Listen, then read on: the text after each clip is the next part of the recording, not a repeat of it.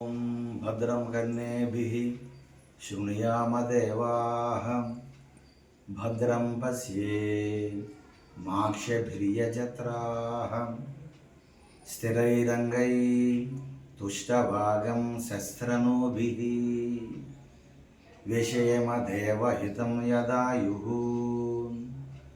स्वस्ति न इन्द्रो वृद्धस्रवाः स्वस्ति न पूषा विश्ववेदाः स्वस्ति नस्तार्क्ष्यो अरिष्टनेमिः स्वस्ति नो बृहस्पतिर्ददातु।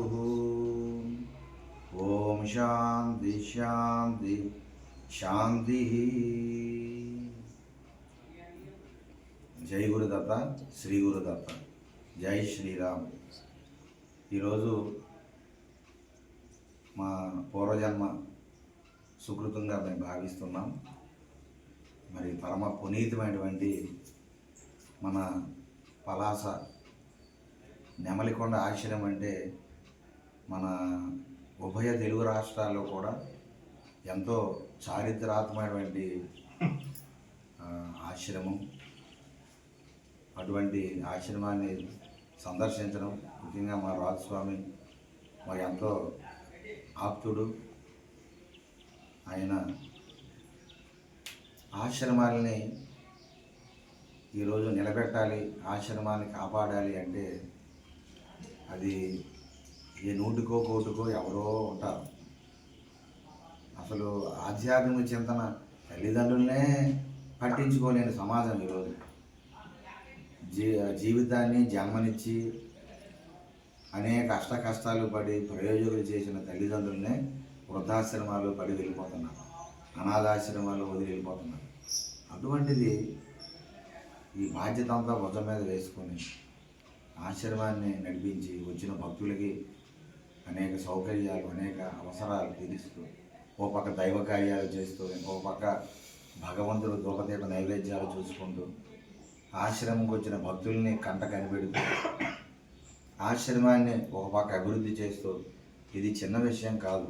ఇది పూర్వజన్మ సుకృతం, దైవానుగ్రహం ఉంటేనే ఇక్కడ ఉండి ఇటువంటి కార్యక్రమాలు చేయగలరు.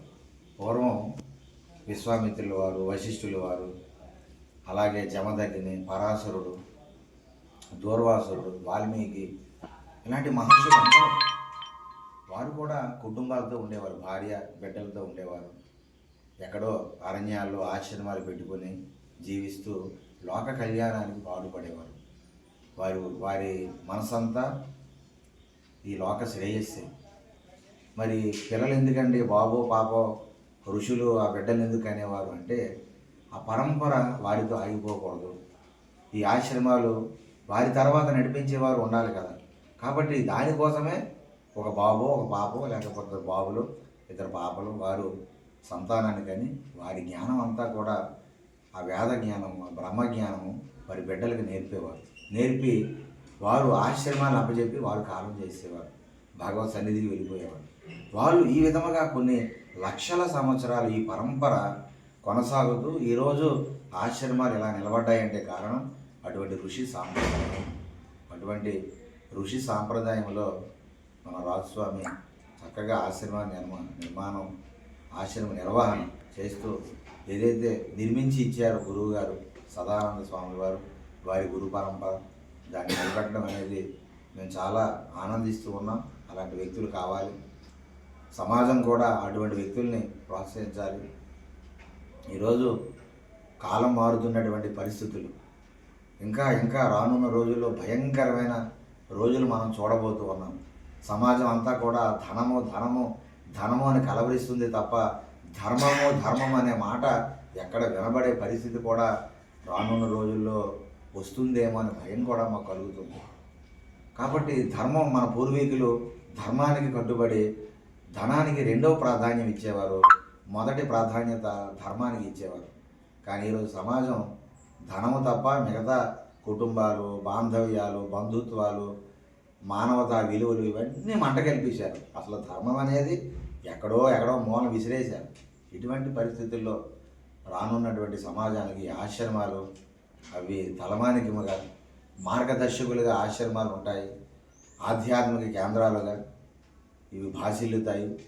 రానున్న సమాజానికి మనశ్శాంతి కోసం ఆశ్రమాలు తిరిగే పరిస్థితి వస్తుంది.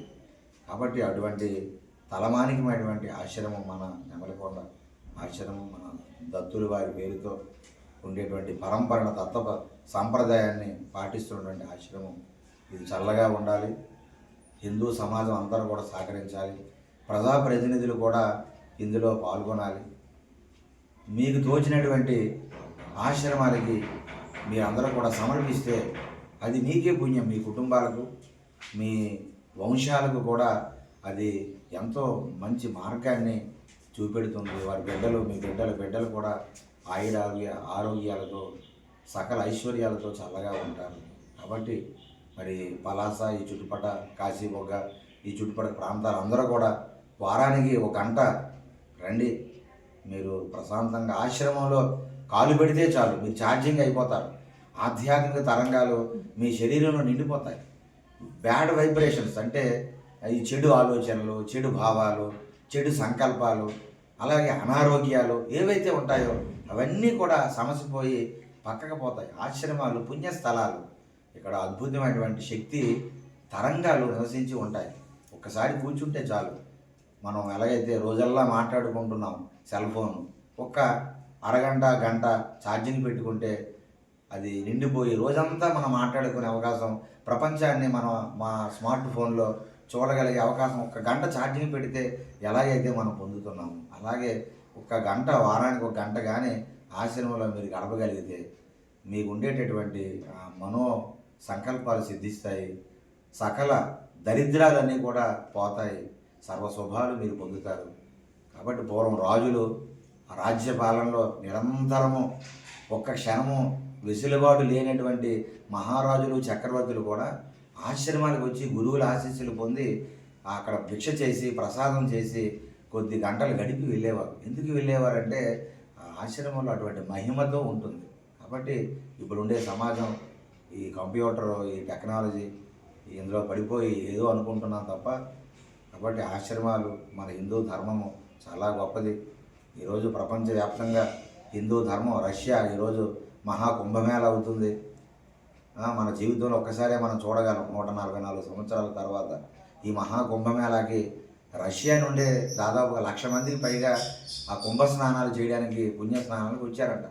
ఇలాగే దేశ విదేశాల నుండి లక్షలాది మంది, భారతీయులు మాత్రమే కాదు, హిందువులు మాత్రమే కాదు, ఇతర మతాలకు చెందినటువంటి లక్షలాది మంది భారతదేశానికి వచ్చి కుంభమేళాలు, పుణ్య స్నానాలు చేస్తున్నారు.